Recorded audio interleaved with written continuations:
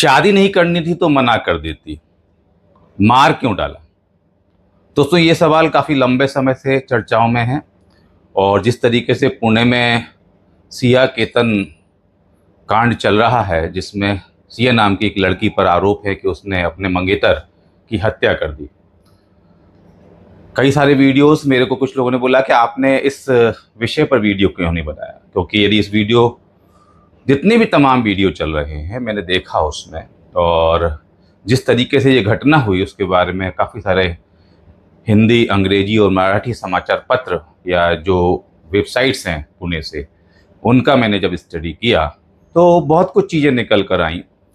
लेकिन ये जो एक सवाल है, इस सवाल के अंदर ही इस पूरी घटना का जवाब है कि मना कर देती, शादी नहीं करना था तो मना कर देती, मारा क्यों। अब ये मारा क्यों का यहाँ ये जो प्रश्न है ना, यही इस पूरे घटना के पीछे का कारण है। आप देखिए हमारे समाज में किस तरह की घटनाएं हो रही हैं और ये घटनाएं क्यों हो रही हैं, इस पर बहुत गंभीर चिंतन करने की आवश्यकता है। पूरा मामला आप जानते ही हैं कि सिया जो है वो चेतन से प्रेम करती थी, लेकिन उसके घर वालों ने उसकी शादी कर दी केतन से, जो एक बहुत ही रईस परिवार से था।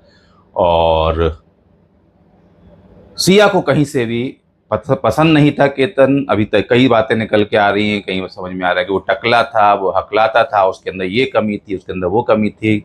और ये भी बात निकल के आ रही है कि सिया ने खुद केतन को मना किया था कि तुम शादी से मना कर दो।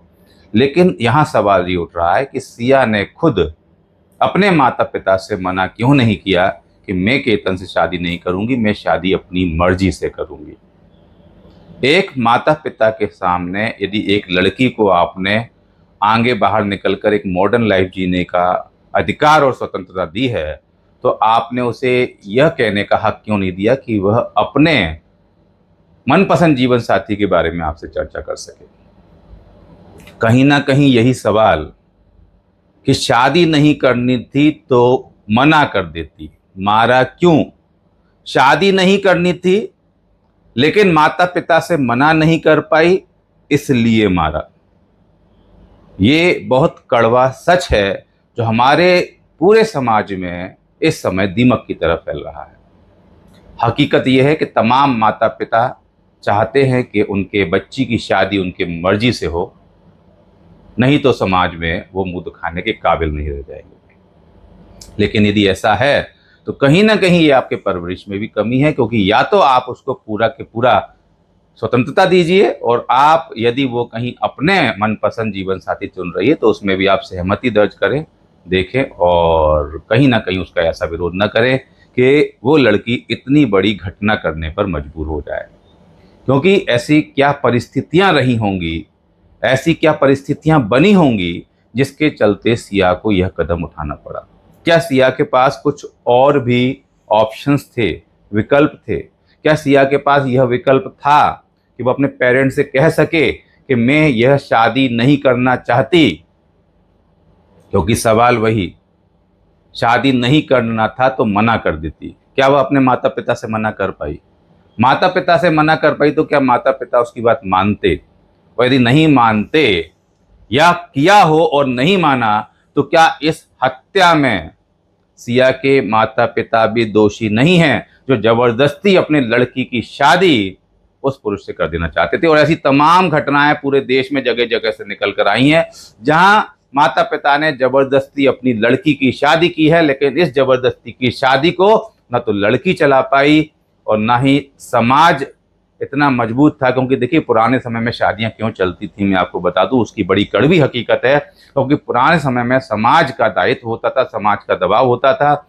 हर लड़की के पक्ष से भी और लड़के के पक्ष से भी 10, 20, 50 रिश्तेदार होते थे जो लड़की को समझाते थे, जो लड़के को समझाते थे, और समझा बुझाकर वो उस दाम्पत्य जीवन को चलने देते थे। कभी भी इस तरह की घटनाएं नहीं होती थी। और एक और कड़वा सच में बता दूं, जिससे आज लोग पितृसत्ता की बात करते हैं, वो पितृ अनुशासन परिवार में होता था। और पिता का अनुशासन इतना सख्त होता था कि पिता यदि कह देते थे तो बच्चे उन बातों को मानते थे। और यह एक बहुत बड़ी वजह है। आप इसे पितृसत्ता या एक जेंडर डिस्क्रिमिनेशन की बात देखकर एक पुरुष को ज़्यादा महत्व दिया जाता है, ऐसा न समझें।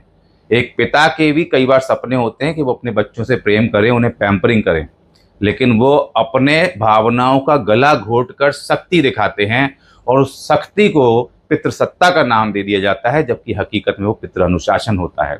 और सिया और ऐसे ही तमाम परिवारों में यदि पितृ अनुशासन लागू होता तो मुझे लगता है कि इस तरह की घटना नहीं होती।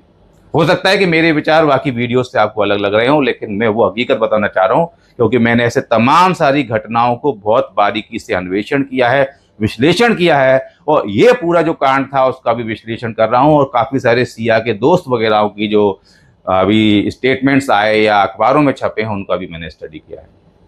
तो कहीं ना कहीं पूरी घटना ये बता रही है कि इस पूरे घटनाक्रम में जहां केतन की हत्या हो गई है, शायद सिया के पास कोई और विकल्प नहीं था, क्योंकि सिया अपने पेरेंट्स से भी बात कर चुकी थी और सिया केतन से भी बात कर चुकी थी कि मैं शादी नहीं करना चाहती हूँ, तुम पीछे हट जाओ। तो ना तो केतन पीछे हटने को तैयार था, ना माता पिता पीछे हटने को तैयार थे, और एक तरह का जिसे आज के युवा प्रेम कहते हैं वो प्रेम नहीं होता, एक सनक होता है, एक पागलपन होता है, और इसी पागलपन का शिकार थी सिया, जिसके चलते उसने जो है, मैं आपको बता दूं, अपना खुद का जीवन भी बर्बाद कर दिया, केतन का और उसके परिवार का जीवन भी बर्बाद कर दिया। और मैं आपको हकीकत बता दूं कि यदि इसमें संलिप्तता उस प्रेमी की भी है तो यकीनन उसकी ज़िंदगी भी बर्बाद हो चुकी है।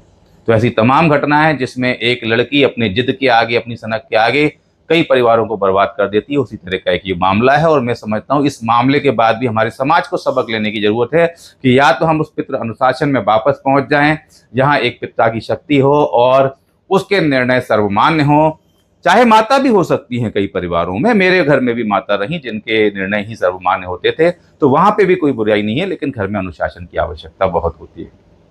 और यदि आप स्वतंत्रता देना चाहते हैं तो फिर अपने बच्चों के उन निर्णयों में भी आप सहमति दिखाएं, जिसकी, क्योंकि यदि आप सहमति दिखाएंगे तो इस तरह की घटनाएं नहीं होंगी, क्योंकि कहीं ना कहीं आपका जो विरोध है उसी ने सिया और सिया जैसे तमाम लड़कियों को मजबूर किया है कि वो इस तरह का कदम उठाएं और समाज में एक इस तरह के जघन्य अपराध को जन्म दें।